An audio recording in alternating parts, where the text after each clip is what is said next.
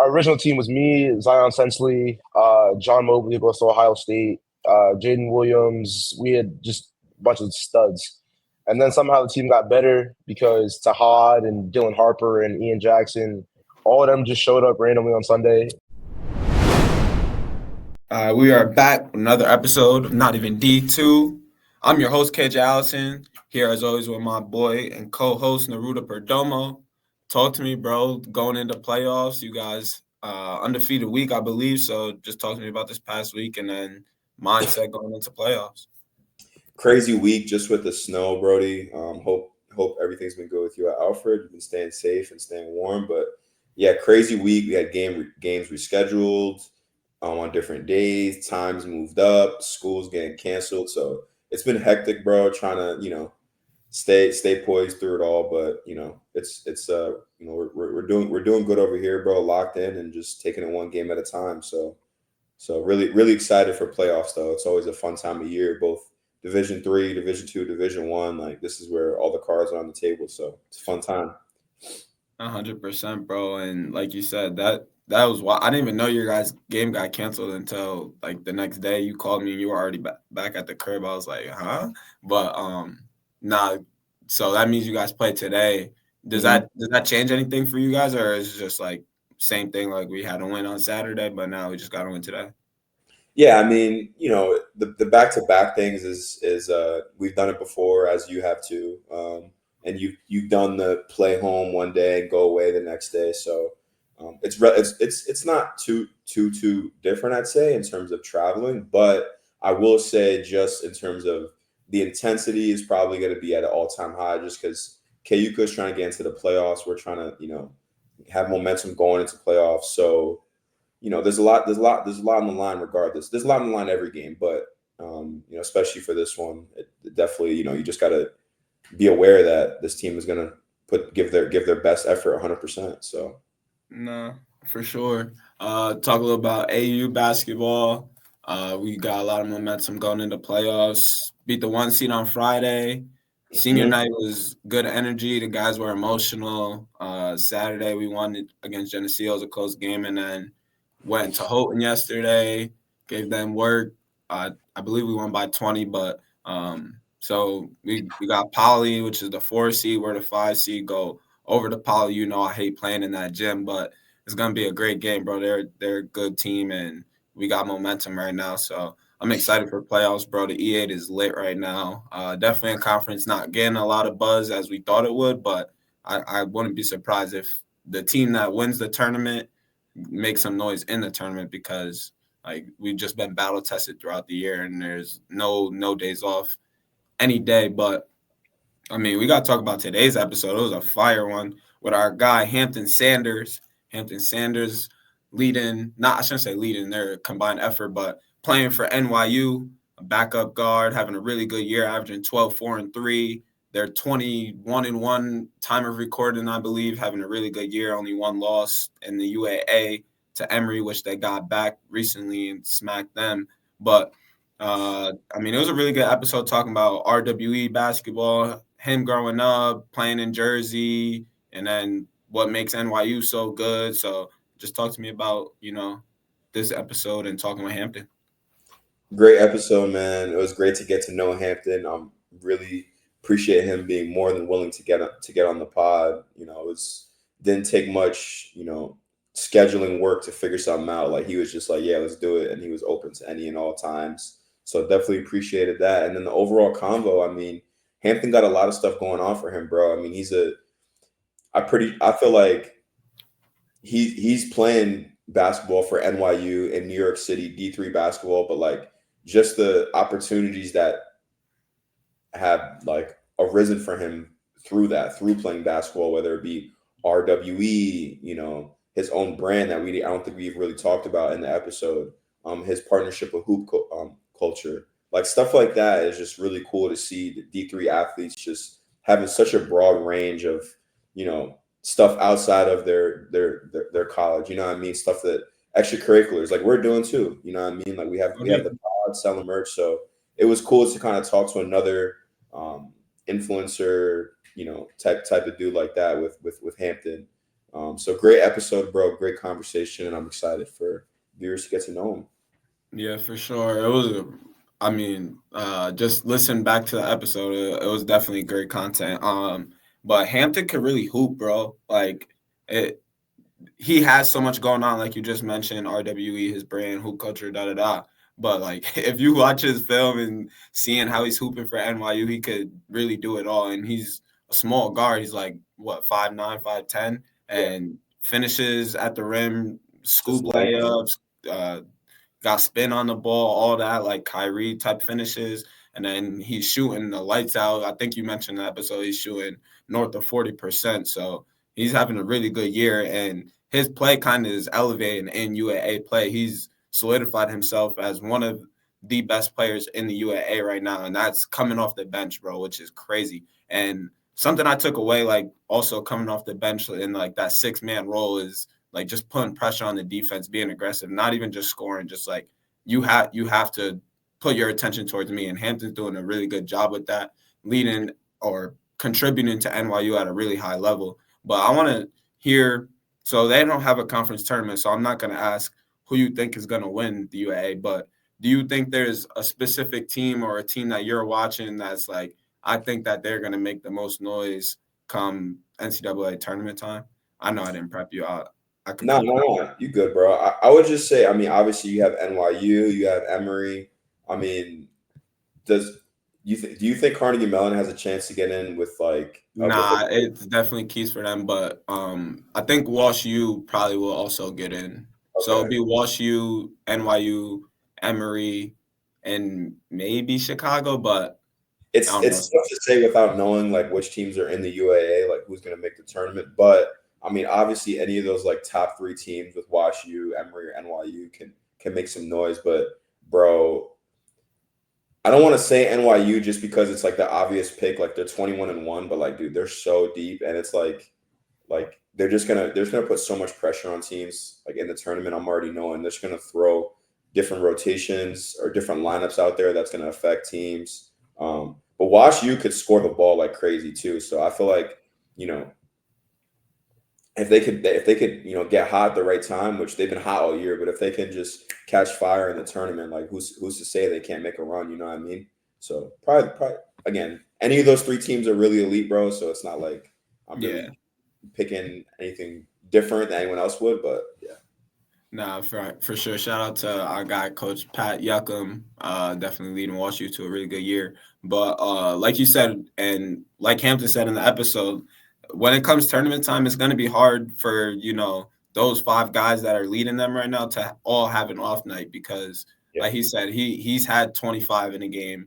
Brock Susko's had great games. Tristan Howe's one of the best players in Division III. So it's like it's tough to scout a team that, they have probably – a lineup of or a roster of 8 people that could go to a different UAA school and be like starters. So it's a really talented team. And I mean, this Division III tournament, NCAA tournament is going to be lit, bro. I can't wait to watch it. Just, putting our stamp in Division III throughout this year, getting connections, hearing different coaches and from the best players has been a ride. But like I said, we talked about a ton.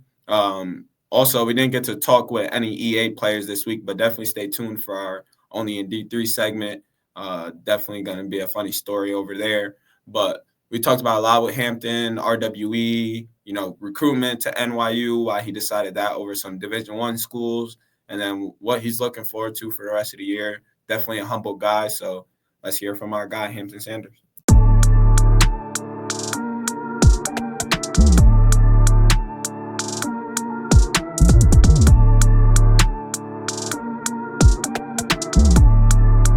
All right, we are here with our guy, Hampton Sanders. How you doing today, bro? Chilling, bro. Can't complain. Definitely appreciate you getting on, bro. It's going to be a great episode, great conversation. Excited for the viewers to get to know you, my man. I'm looking forward to it. I appreciate y'all. Yes, sir. So you guys coming off a 2-0 weekend. Yesterday, you guys smacked Wash U, but you guys also beat Chicago as a buzzer beater. So just talk to me about like this past weekend and specifically the buzzer. I mean, it was a big test for us, bro. Like we played Wash U in Chicago last weekend, so it's kind of weird having to come back and play them again. But we were at home this time, had a little bit of time to rest, recuperate, get back to what we're used to.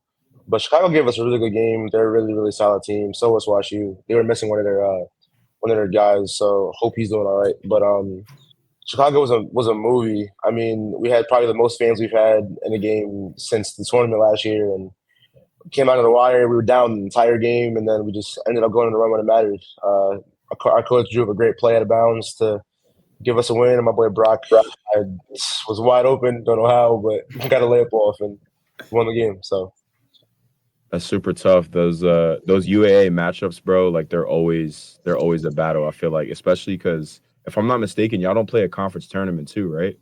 Nope. Yeah. So like every game means so much. So it's like such a battle. Yeah, I think it's crazy, bro. Like last year, we were the co-champs with Case Western. This year, Case Western at the bottom of our conference, but like anybody could beat anybody on any given day. We lost to Emory, but Emory beat Chicago, and we beat Chicago. So it's hectic. Nah, bro, 100%. That's around like the whole division, bro. It's not even just like the UAA. It's just the UAA is probably the best conference in the country, so it gets a lot of that attention. But throughout, Sure. like if you look at the scores, every conference is like, yo, the one seed really just lost today, or this top 25 team just lost is that ass crazy. But I want to switch convo a little bit. So you're from New Jersey, but obviously, like we know you be outside a little bit, so you probably know you probably know some of the New York Hoopers or played against them. So I want you, like, unbiased, even though that's probably hard being from Jersey. Like, what you thinking? Who got the better state? What Hoopers are better coming out of New York or Jersey? Yeah. So I mean, unbiased, but I'm from Jersey. I played basketball in New York the last 2 years, but like I've been up here a lot, like during AAU, just playing everybody from the Wrens to Lightning, everybody that's come from New York. But I'm gonna say that Jersey got better Hoopers. I mean, we have guys in the league right now that can speak for it. We got guys like Kat and Kyrie and Najri doing their thing. So I'm gonna say shout out to them. New York definitely got Hoopers though. I think the Tri-State is the best area for basketball in the country. So I'm gonna have us be a more unified front than saying Jersey better than New York. But I gotta go. Gotta go in my hometown. I mean, there's a lot of Jersey Hoopers putting on the NBA. I mean, Kyrie, you already said him, but he was in the finals last year, balling. You know what I'm saying? And they have, like, I feel like the media outlets too, like NJ Hooper Crew, like they do a good job of promoting like the top talent in the area. For sure. So definitely a lot of good Hoopers coming out of there. Yeah, that's my dog. I mean, even like playing in AAU, I played against guys like Elliot Cadeau and Tahad and Aaron Bradshaw and DJ Wagner, and the list could go on forever. Because New York basketball, just great basketball. So 100%. I wanted to ask you about one specific Jersey Hooper that actually connected us with you. My guy Hank Morgan. I'm pretty sure he's from Caldwell, New Jersey. My guy. So how'd you meet him? And just tell us a little bit about that. So one of my best friends, his name is Brian. We call him Moose. He's from Glen Ridge, and this past summer we had runs at NYU, and he invited Hank. Never met Hank before. Didn't really know what I was getting into. Hank's a bucket. Hank tough, bro. We started playing. I was walking in. Hank's this nonchalant, chill guy, not really doing too much. Came out, can shoot, has bounce, can play defense. It was great to meet, bro. But yeah, he's been doing his thing in Hamilton. Got to see him play a couple weeks ago when they played Stevens. So he's doing his thing. It was super good to meet him, just to be able to compete with him a little bit. But yeah, that's my guy. He's definitely a pro. I'm not gonna lie. Like, I'm excited to see what his future looks like. Yo, I'm gonna say this. I think Hank got he's the best talent in Division III. That might be crazy, but I think he's the best player. I'm not gonna lie. He's definitely up there. I mean, he averaging like 21 and a half. He's balling right now for sure. But I mean, I guess I kind of want to skip ahead now because you mentioned the runs at NYU, and I know someone else that went there. I think Dave Murray. He played. He's from Brooklyn, and he goes to Merrimack now, and he played there. And he was telling me about the runs that you guys were having. It was elite runs. You guys had D1, D2, D3 guys. I was seeing content about it over the summer. So just tell us what those runs was like. If you have any like memories, stories, and like just talk about the talent in the gym. For sure. It was great runs all around. I think it started off pretty low key. It was mostly just NYU guys because a bunch of us were here for the summer. But then We had some D1 guys. My boy Xavier from Princeton came out to run us a few times. We got a couple pros. Tyson Etienne's with the Long Island Nets came and played with us a couple times. We had Dave Murray from Con College. We had Hank. We had AK goes to Cornell. We had who else do we have over there? We had just a lot of guys who could hoop. It was really competitive. We used to try to keep it to like 15-ish. So we just have 3 games going or have a game going with one sub team. It was just super high pace, super high energy, and it was a really great bump. I'm looking forward to doing it again this year and getting some more guys who have been blessed to meet this past couple of years have them come out with us. No, that's definitely a good bump. And you could kind of – all those players that you mentioned are kind of having good years. So you could see, like, you know, maybe not just those runs, but those runs got a place in why their development this past summer and stuff like that. But I'm kind of curious, like, you guys just have the gym open, like you can get in there whenever? Basically. So Moose worked at our gym over the summer, but we're really close with our staff. So it was kind of just like we wanted to come and get a chance to get better. And they were like, yeah, for sure, as long as the gym's open. So we carved out like a 2-hour block Tuesday, Thursday nights. We brought a bunch of guys in who were in the city, who were visiting, that kind of thing, and just got to it. Word. So are you the one that's like, you know, kind of the connecting piece, you getting everybody in there or what? No, honestly, it wasn't. I think I'm gonna be this upcoming summer. But 2 of my teammates, Zay and Moose, were kind of the spearheads of all of it. They just reached out, built the things. Because I'm from Jersey, but Zay was staying in the city, and Moose is closer to here than I am. So they were kind of just like, we'll set it up and get whoever. I was gonna say, like, you mentioned that some of your teammates were staying around in New York over the summer, and like I've always heard from like different coaches, like when you could get your teammates like all together in the summer and like be able to like work out with them, like that's gonna help you guys so much more when it comes to the season, just with chemistry and stuff. So I'm wondering if you kind of saw that too. For sure. I mean, this jersey behind me actually isn't our regular game jerseys. We as a team had a chance to go to China this past summer. So we got to go to China. Like all the guys that were on our team for last year went, and we got to play a couple games. We low-key got handed to by one of these really good teams in China. But we've been playing together, I think, since like August for the most part. I mean, all of the guys that were here last year were bonded with a bunch of really good new guys that came in and kind of meshed right away. Super competitive atmosphere from day one. It was just get in, guys want to hoop, guys really like love basketball. So we were able to get the chance to have, I think a couple times we were able to have 5 of our NYU guys play and just have different groups play against us, I guess, as the summer went on. So we got to build that chemistry, and I think it's paying off so far. Word. I was gonna wait to bring that up, the China experience, but I seen it on your gram, so I was wondering if you could just like, what was the daily schedule out there? What you experienced out there? Just tell me about that trip. Bro, I'd say we fit like a month and a half of stuff into a week.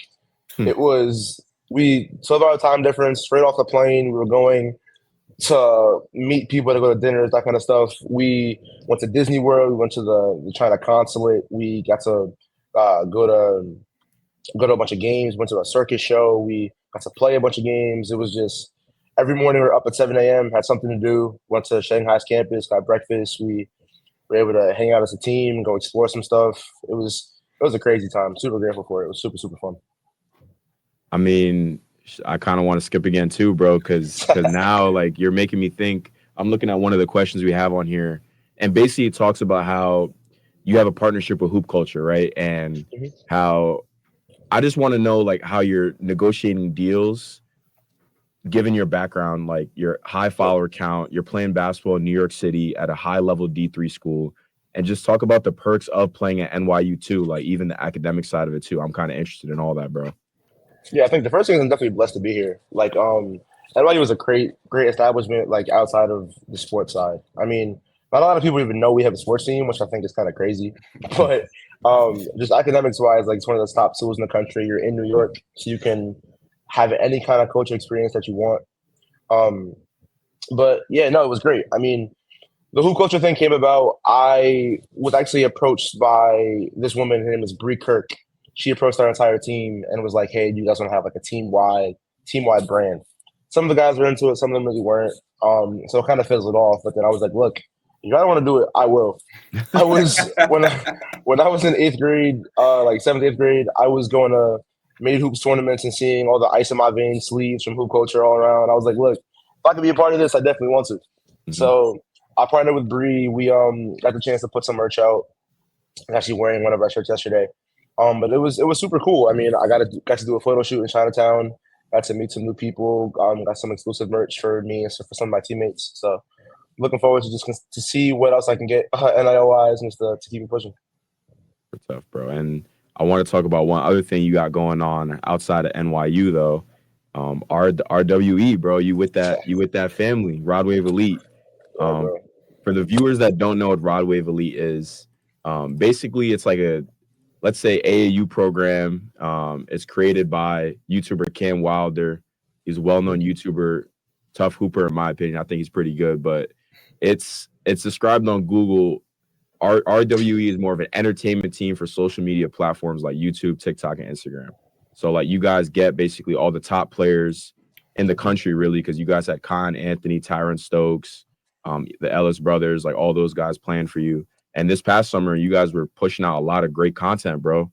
So just talk about some of your favorite memories from this past summer, and how you kind of got into that, bro. I want to hear about all that. So it was a crazy story, truth be told. So I played with Rod Wave 2 summers ago. So my summer before my freshman year of college. One of my close friends, Jordan Summers, just texted Cam out of the blue. He's 6'8". He was like, "Yo, I want to play with Rod Wave." And Cam was like, "All right, bet." So Jordan texted me one day. I was getting the cut. He was like, "Yo, we're having tryouts at Sportica in an hour." I was like, "All right, bro, I'll be there." So I go. There's a line around the gym. Like there's probably 200 or 300 kids there. I walk in, not knowing what to think. I'm kind of just like, "Yo, I'm just gonna go hoop. This is cool seeing all these guys here." Walked in, guys like Jake West, Jay Jack are there, a Rope who goes to Columbia are there. I'm just like, it's crazy. So I go out, I do my thing. Cam ends up picking me up. So we end up playing in a tournament in Jersey at Sportica. So we played, went really well. We lost our first game, but it was kind of good for views because we ended up playing the same team in the championship. Ended up beating them. I got to meet a bunch of really cool guys, a bunch of high-level talents. Like I mentioned, Jake and a Rope and Jay Jack, but then there's Adam Njai who goes to Iona, and a bunch of other guys who I met who were just super talented guys, super down to earth, super cool people. Met Nelson and LeVar, obviously, who are my dogs now. Thought that was going to be the end of it. I thought it was a cool little weekend experience. Thought it was going to be one of the memories. And then I ended up getting a text from Cam in like August because he wanted to have like an end of summer full tournament. One of the blessings about being in D3 is that we don't go to campus a month and a half early to have workouts. So I was home chilling, just hooping. And then all the guys that were high level committed already were already at school. So Cam was like, "Yo, if you want to slide, let me know." So I ended up going to Lancaster. It was me. Our original team was me, Zion Sensley, John Mobley, who goes to Ohio State, Jaden Williams. We had just a bunch of studs. And then somehow the team got better because Tahad and Dylan Harper and Ian Jackson, all of them just showed up randomly on Sunday. And we ended up playing in front of the equivalent of a sold-out crowd in AAU. I've never seen Spooky that packed in my life. Every single court, 1 through 8 on the first floor, the mezzanine, people were just there. The games almost got canceled because you couldn't get on the court. But yeah, that was a crazy experience for me. I mean, I say all the time, I'm super blessed that I was able to have that opportunity. I think super grateful to Cam and for all the guys who put it together. Like it changed my life for the most part.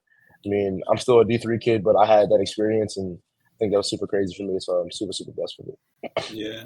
So I was watching some of the like YouTube vids, RWE, and I see that you're still like heavily a part of the, RWE family. And so I kind of want to hear like your relationship with Cam, Zeddy, and all them, just because like I know on social media and stuff they might get the rep like they're just jokesters, but they're real businessmen. Like got it going, got mad motion going. So I just want to hear like their influence on you and your relationship with Cam especially, but Zeddy, all those guys are involved. So I think there's a lot of misconceptions about Cam's lifestyle because all you really see is Cam hooping and hosting AU tournaments, but Cam does a lot of stuff on the business side. I mean, like he has a team in OTE. He's traveling across the globe doing takeovers and that kind of stuff, and just like getting a bunch of promotion deals, all that kind of stuff. But like, I think a lot of what I appreciate from Cam is that Cam wanted to have a platform to give back to other people. Like Cam has 1 million followers, has been doing YouTube stuff for years, but he had the chance to help people like me who didn't really have a lot in terms of like social media following, that kind of stuff, just to have a chance to go out and show what you can do.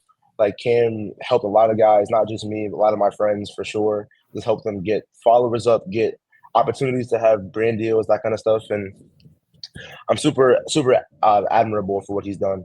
Also, guys like Zeddy, Zeddy's probably the funniest guy I've met in my life.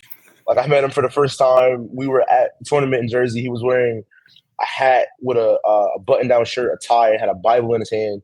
He was just going around a troll, but he's making music now. He's doing shows, promotions, that kind of stuff. But like all these guys are really about finding ways to capitalize off of what they've built. I think that's super admirable. No, yeah, 100%. I could definitely see that. And one moment specifically I wanted to bring up. So I'm from Albany, and like RWE was playing like some of my young mans. I think their team name was Any Revolt. And I saw in the vid that you was there, and there was like a little bit of beef in that game. It was when his name is Hasai. He was like, yo, y'all went zone and y'all got 55 stars. So I just want to hear like some of your favorite memories, like maybe it's beef, maybe it's just funny moments in the hotel, anything like that you could share. I think definitely one of the most memorable ones that I have is when we went to Lancaster last year. They were having like a street fair outside of our hotel. So like me, Zeddy, Jake, Cam, like all of us, I kind of just walked outside and started having dance battles with people in the crowd, just like doing dumb stuff, having fun. I think one of my favorite ones playing is when we played in Lancaster that first day. I think it's probably one of the best games I've had about Wave, when people really started thinking I was old. Just really started calling me Unc. It's kind of funny. I got a cane from somebody in the crowd. I was walking around with a cane, kind of just embodying the personality. But I think it was really fun. But yeah, like being in Albany this past summer, just like watching the guys play instead of playing, it was super fun. A lot of talent on that team with like Chopper Moore and Tyler Stokes and all those kind of guys who just came out and showed out and hooped. And it was cool being in New York, kind of close to home, but just seeing guys that I had played in the AU before just putting on for the city. So it was cool. No, 100%.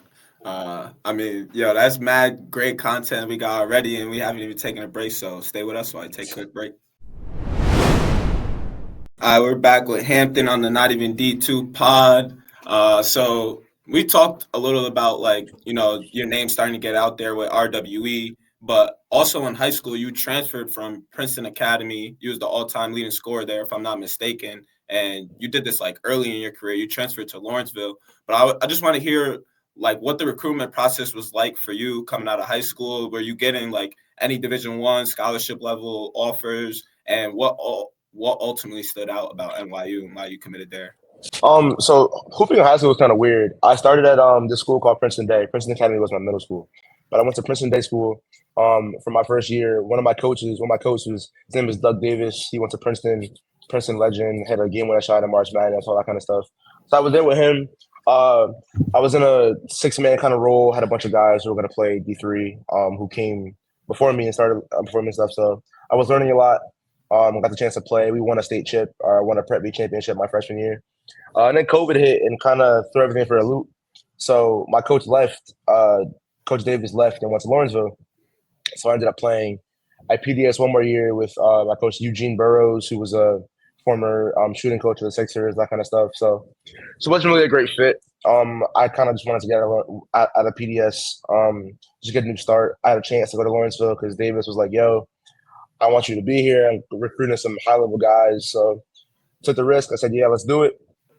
Ended up transferring to Lawrenceville my junior year of high school, playing in a super competitive league in Jersey called the Maple. That's teams like Blair and Hill produce D1 guys every year. But a lot of tough guys that I'm still friends with now that I played when I was at Lawrenceville. It's guys like Xavier. There's a guy in the league right now who's starting for the Suns. His name is Ryan Dunn, who I played in high school. Yeah, crazy athlete. Just guys like that I saw and played all the time. Was super good for my confidence, super good for just my ability how to learn and adapt. My junior year, we played, did pretty well. My senior year, I was blessed to play with one of my boys. His name is Jake Beckles, goes to Cornell. Played a bunch of high-level competition, had a lot of really good wins, bunch against a lot of really good teams. Coming out of high school, or coming out of my junior year, I didn't really have a ton of offers. I had a couple interests from like Princeton and American. But I was really deciding between going to Hopkins and going to NYU. And then my trainer, his name is Kerry Fodderingham, owns Grit Basketball, is close with my coach at NYU now, Dave Klatsky, because one of his players, his name was Tucker Richardson, went to Colgate for 4 years, played in March Madness, really good Colgate player, is where Coach Klatsky originally coached. He was at Colgate for a while before he came to NYU, so they had a bond. And he was like, yo, they want you to come to their camp. Just go for a little while. It's 10 minutes from my house. I said, cool, why not? So I went to the camp. Within like the first 15, 20 minutes, he was like, we want you here. Like, I think you bring a lot to the team. And I was happy to be there. So I took a tour of the campus with my family. I wasn't sure how I was going to feel about the whole not campus feel. It's really big school, that kind of thing. But I was sold. So I ended up committing really early for a senior. I committed in like October of my senior year. So I played my whole senior year being committed already. Ended up playing with Ride Wave after my senior year. So I kind of wonder how that would have changed if the roles were reversed. But I'm happy where I'm at, so no complaints. But yeah, I ended up really liking where I'm at NYU last year. We had a really good season. I met a bunch of really good guys and learned a lot. And this year we're top 3 in the country. So excited to keep going. I was gonna say, bro, like Lawrenceville is a real high academic school. Like, and you're also applying, or you were looking at 2 of the best schools in the country with Hopkins and NYU. So has that always been a determining factor? And was that always a determining factor when you thinking about college and stuff like that, like high academic institutions like that? Yeah, absolutely. So my mom's a teacher and my dad is a policy writer. So they're very, very big on what academics can bring you. So since I was a kid, they were always like, look, this basketball stuff is cool. I played baseball too. The baseball stuff is cool, but you need to get an education. So I was at Lawrenceville and it taught me a lot. I think it was very, very good for me in terms of how I was able to learn how to time manage.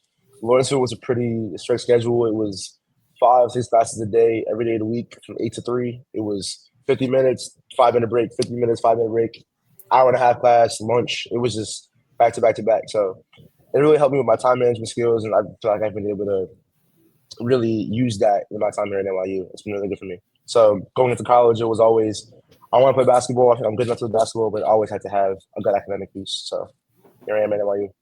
Yeah. I want to kind of shift the convo outside of athletics and go to like the academic side. A lot of people talk about like NESCAC and UAA schools and always just say like it's a really good academic school, but we don't really hear like what separates those type of schools. So I was wondering if you could talk about like maybe the connections that NYU provides for you, any programs that you're in, stuff like that, that you could tell the viewers what separates NYU from like the rest of the country.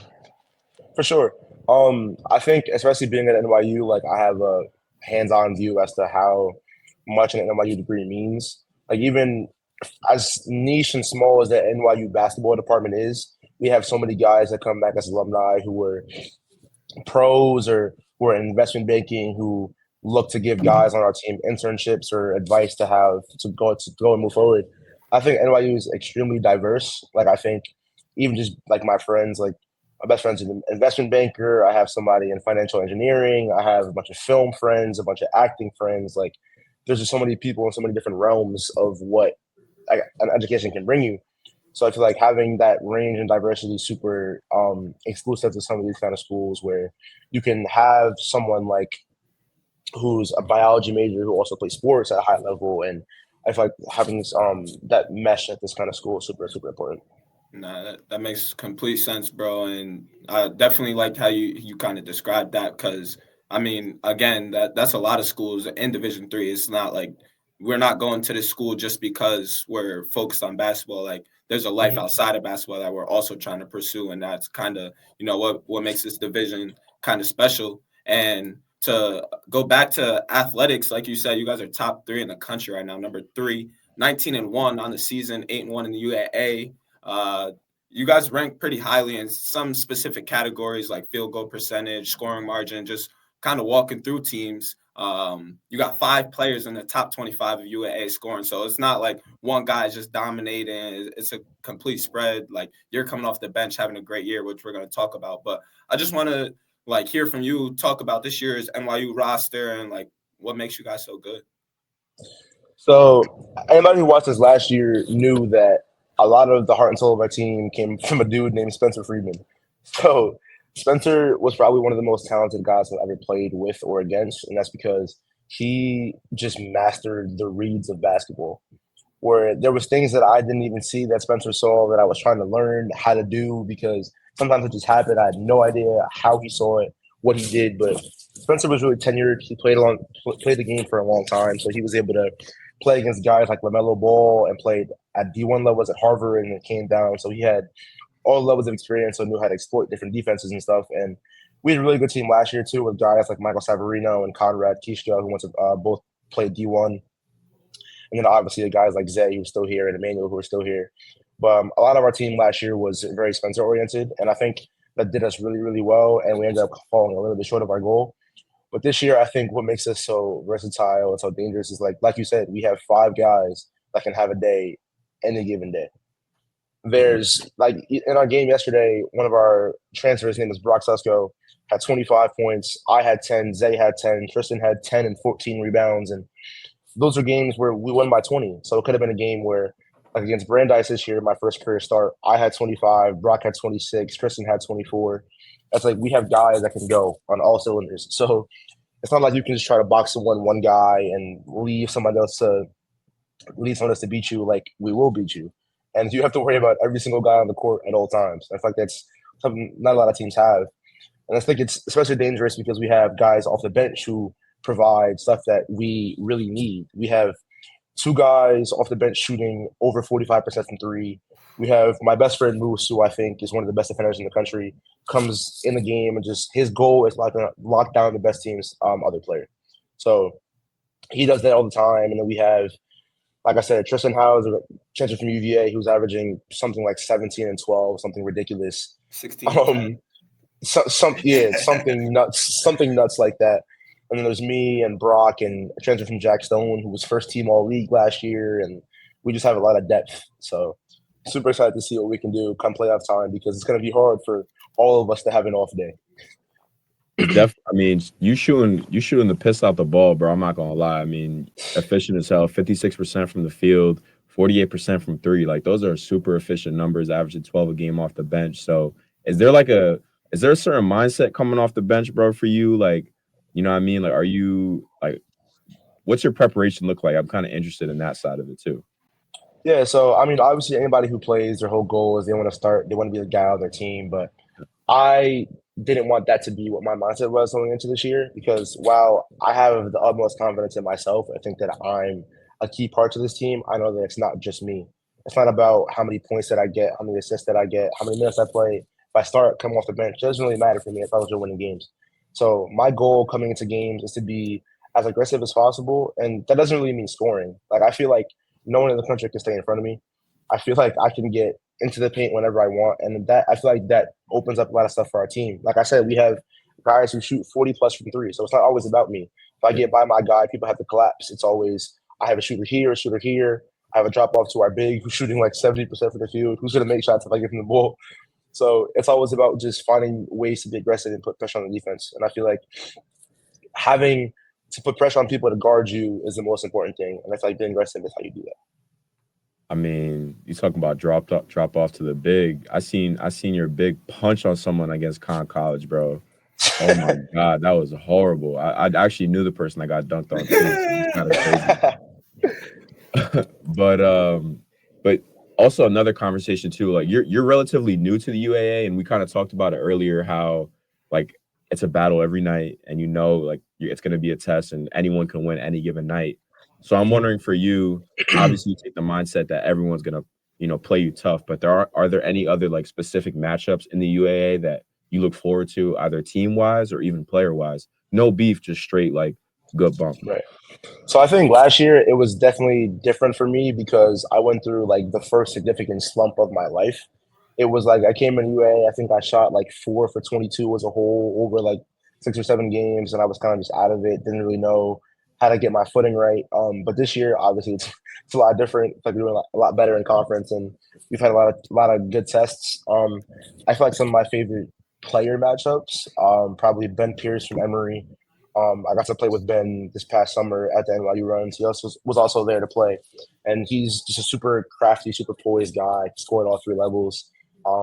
say him, definitely Justin Allen from Carnegie Mellon, who's shooting the piss out the ball and just doing Justin Allen things. He's super talented guy. I think he has the talent to go D1 if he wants to. I'm pretty sure he will at some point before he stops playing basketball. He's a super tough guy. I think even from last night, we played Hayden Doyle from WashU.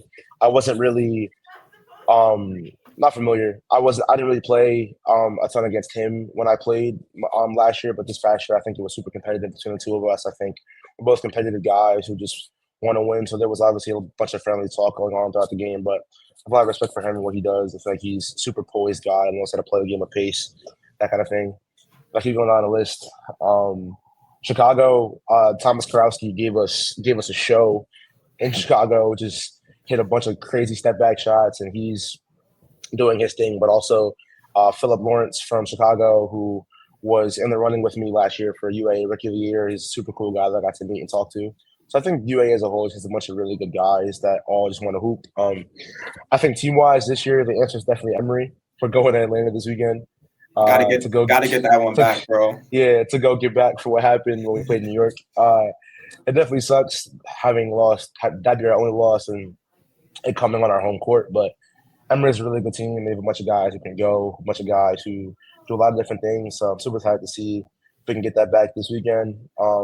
Yeah, I think Emory's definitely the team that I want to get to play against and hopefully beat this weekend because they're standing between us and the UAA title. So. Definitely good luck this weekend, my boy. We're definitely gonna be tapped in if we can watch. If we don't have a game, yes, but I'm we always we brought this up in the Justin because we filmed the episode with Justin Allen too. Yep. And basically my question revolves around competitiveness between different conferences. And when I say that, so when the pod first started, we had this player on, Teja Singh. He plays at Hamilton with Hank. Yeah, for sure. And we talked about basically the matchups between the UAA and NESCAC and basically which D3 conference is above the other in terms of talent, whatever it may be, which is better. And I want to hear your perspective on this because I'm sorry to bring up tough memories, but you guys lost to Tufts last year. I'm sorry, but you guys. So I just want to get your perspective on this, bro. I want to hear it. It's actually funny. I called my boy who goes to Wesleyan literally last night. So I have two boys who go to three technically. Ant Raguzzo and Josh Cameron, who both played in the Maple. Like I played with them, and they're both at Wesleyan now. So me and Ant talk shop all last summer about who was a better conference because Tufts beat us and this and that. Blah, blah, blah. But I feel like both of our conferences have three teams each in the top 15 in the country. Like it's us and then WashU and Emory and then Tufts and Trinity and Wesleyan. Like it's a bunch of competition. I'm gonna say that we're a better conference. I think we in the UAA NESCAC challenge this year. I think only one of our teams lost. I think it was to Wesleyan. I think as a whole we're a better conference. I want to play Wesleyan so bad. I keep telling Ant that I want to get the chance to play them in the worst way. Like Tufts gave us a really good battle last year. In fact, they're a really, really good team. They have a lot of guys who can just really go. We played Williams this year. It was also a really good team, but we had a really good game against Williams. We played Conn College this year. Who gave us a little bit of a test last year, but this year I think we were more prepared and handled them a little bit better. But I'm going to go with the UA, hoping that we prove that in tournament this year and stop losing in the first round. But I think it's us and the NESCAC for sure as the top two conferences. I think that on any given day, either of our teams can go out and win a bunch of games, go win the title. So I think it's definitely us too, but I'm going to give us the edge. Word. I like that answer, and I'm definitely hoping for a Wesleyan versus NYU chip.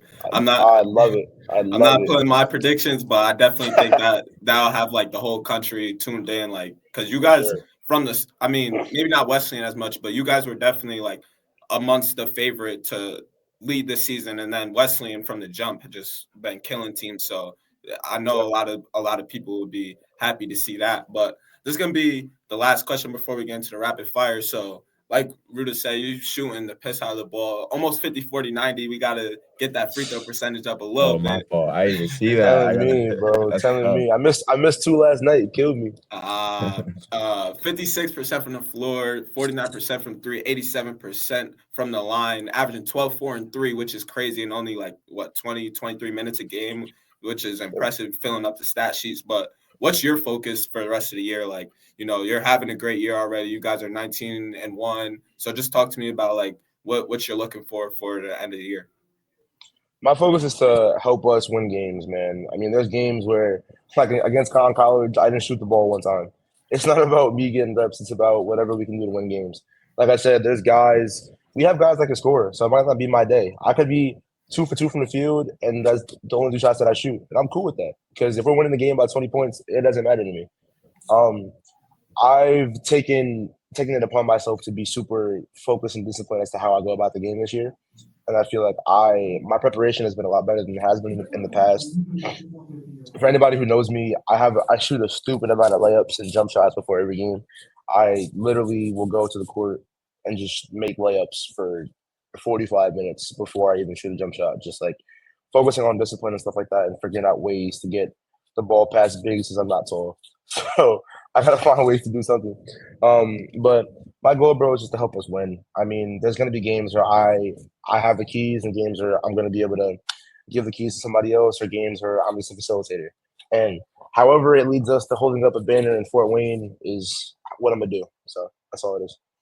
No, I can definitely see the craft you're working on, them finishes, the scoop finishes, right hand, wrong foot finishes, all that. And you can see we off air was talking you like watching DG and Tyrese Maxey. That's definitely part of their game. But For sure. There's definitely been a good conversation, and we're gonna end this conversation with a rapid fire and start a 5 edition. So let us know you're ready for rapid fire. I'm ready, bro. Talk to me. All right, first rapid fire question. So you're an NYU student and you're living in NYC. So I want to hear your favorite thing to do in NYC outside of any NYU related activities. I definitely say trying new food spots. I'm not like I'm not a guy who's gonna go try like absolutely anything, but I love trying different variations of new food that I like. Like I found 9 different chicken and rice combinations that I like, from kava, halal, chipotle. Not like it doesn't matter. So stuff like that. Or definitely just like watching people in New York, especially just like going to like Washington Square Park, Central Park, and just seeing people be people. It's really interesting. So probably those 2.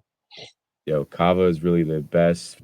I don't even know. I wouldn't even describe it as fast food, but it's just like it's valid something, bro. It's something. There's no kava spots anywhere near me in upstate New York, bro. So you're definitely blessed down in NYC. For sure. Next rapid fire question: funniest RWE hooper that you played with? The funniest guy that I probably played with is probably. There's a lot of guys. You could give a couple if you want. I'm about to say there's a lot of guys. Zeddy, I didn't play with Zeddy, but Zeddy's hilarious. LeVar is hilarious. Cam is hilarious. I feel like probably those 3, and then probably Nelson and Niles. Not to say Noah's not funny, but Nelson and Niles for sure. And then last rapid fire question: just give us some of your favorite songs in your rotation right now. I seen on your gram you got a couple. You got like Lupe Fiasco, Frank Ocean on there, so I gotta see. I gotta tap the playlist real quick. Hold on. Yeah, I can't just top of my head. So I'm a big music dude. I listen to music before everything. I'll be walking to class, listening to music, weight rooms, naps, all of it. I have music playing. As of late, I've been tapping my boy's new album. His name is Milksy. He made a song called Russian Roulette. People might have heard of. Listening to his new album. I got Gunna in here, Tupac in here, Benny the Butcher, Lil Yachty, Jasmine Sullivan, Janae Aiko, Jack Harlow, Georgia Smith, Justin Bieber, SZA, Dominique Fike. I love the diversity for sure. Bro, Earl Sweatshirt, Westside Gun, Malcolm Todd, Drake, of course, Tyler the Creator, of course, Joey Badass, Uzi a little bit, Common, Kendrick, Fetty Wap. Yeah, that's just going down my like tracks in the last like week. But I'm a huge R&B head. Anything R&B, I think, is probably my favorite genre. Listen to Same, bro. Smino a ton. Smino Blast, Saba, Drake, Frank Ocean, Tyler. Yeah, definitely those. But I'm a big fan of listening to calm stuff before a game. Well, calm before the game, and then hype right before the game. So I listen to this song called "Just Stand There" by Fred again before every game. That's my kind of just get into the zone kind of song, and then I get to it. That's tough. That's tough. I was gonna ask. So you're from Jersey, and I have a couple cousins from Jersey. When I was younger, they put me onto Jersey Club, and I Huge Jersey know. Club guy. Yeah, oh, word. All right. So I don't even know really what to ask, but just talk about like your love for Jersey Club, bro. I'm just kind of interested in that. Bro, so I think it low key started with TikTok because I'm sure you guys know who Jesse Jones is. His name is Filet on Instagram. Yeah. He started just dancing all over TikTok, and then him and then Kyrie got into it, and then a whole bunch of just different guys from Jersey ended up dancing. But me and my boy Moose probably dance before every game. We got a bunch of songs on the playlist, like even some Philly songs that are on there, like Raji's and like in Spence, with a bunch of Philly artists. I like dancing. I think it's fun. I've been on TikTok kind of just messing around, having a good time. So I think Jersey Club is a fire genre. I feel like the beats are crazy. So I actually have a mix to a Jersey Club song, which is kind of nuts. But yeah, I like this little idea. Real quick before we get into the starting five edition. So when you're dancing, you begin like light, or you just be vibing? Sure. I mean, it depends on the day. Before a game, let's keep it a little calm, little tang. Every once in a while, I have my hips a little bit. But if I be out with my boys, we at a party or something, I'll get to it a little bit. Let me do a dance circle. I'll start throwing some stuff on. I heard you. I respect it. But we're gonna move to the starting five edition. So if you're a coach assembling a lineup, point guard through center, who's your lineup gonna be? And this edition is gonna be the best RWE players throughout. Ooh, This is tough. That hurts. I only get 5. Yeah, bro. This is the life of a coach. Chill. I don't know if that's my lifestyle yet. 1 through 5, raw wave edition. Okay. So I'm gonna build a team full of shooters. Is what I'm gonna do. So my point guard is gonna be Tahad Pettiford. Dog at Auburn. My combo guard is gonna be me, just because I cannot put myself in there. We're gonna run 3 guards, so I'm gonna go with probably the second best shooter I've ever played with, which is John Mobley, who was at Ohio State. I'm gonna go S3, and then I'm gonna go. I need a big. I'm gonna go a rope. Goes to Columbia. He's not really big. He's a big guard, but he's 6'11", so he gonna slide with us. And then who's our 5? I feel like I want to go small ball and just push the pace and put a 4-man, but I'm gonna go with Jaden Williams, who's our 5-man. We're gonna have a bunch of shooters, and then off the bench, I have like 15 guys, but I don't got that many roster spots, so I'm gonna go with those 5. Where does Jaden hoop at? Jaden Williams. Jaden hoops at Incarnate Word. Okay, word. I got you. Well, that's a tough lineup, bro. RWE's definitely been producing some great hoopers, and it's on the way up too, bro. So for sure. But that's gonna do it for another episode of Not Even D2. Definitely appreciate you getting on the pod on your off day. Definitely gonna be following NYU big game this weekend. So lock in and good luck the rest of the year, bro. I'm doing my best, but I appreciate y'all for sure. We're going to end this episode with our Only in D3 segment where Rudy and I tell you what it's like to be a Division III student athlete. My Only in D3 story, Brody. First of all, no shade to Utica. Like, solid program. Like, again, no shade to them. But my Only in D3 story would be canceling a game because of a water main break. I don't know if, besides like you drink water during the game, obviously you have to use the bathroom and stuff like that. But like, bro, we're playing basketball. Like, we'll bring a case of waters, like, and let's just play the game. At the end of the day, like, you still have power. You know what I'm saying? Like, it's not it's not, I don't know. That just didn't really make any sense to me to cancel a game over that. I thought it was because of snow. It was because of water main break. That's crazy. Yeah, so I think that's my only D3 story, bro. Just canceling the game because of that. But we're playing them today, so we'll see what happens. My only in D3, I'll say, no shade against Houghton, but only in D3 where you have to warm up to gospel and like I don't even know the other type of music we were listening to yesterday, but the last 4 years that I played at Houghton, I've never heard a good song, bro. Like last year we played them during Christmas time, and I deadass was listening to Jingle Bells, bro. And that is just not valid. But that's my segment of only in D3. Houghton's a really good team, so I'm not saying nothing about that, but we got to work on that playlist, bro. Well, I know I've heard gospel rap, bro, before, so I'm not even trying to like Demetrius, my boy Demetrius, bro. He definitely he's definitely played like gospel rap before, so I know it's out there, man. Houghton got to do better for sure. Nah, but that's our segment of only in D3. If you like this episode, leave a like or follow us at Not Even D2 on platforms. Subscribe, hit that alert button. Stay updated with everything Not Even D2 got in store. And thanks for tuning in to another episode of Not Even D2.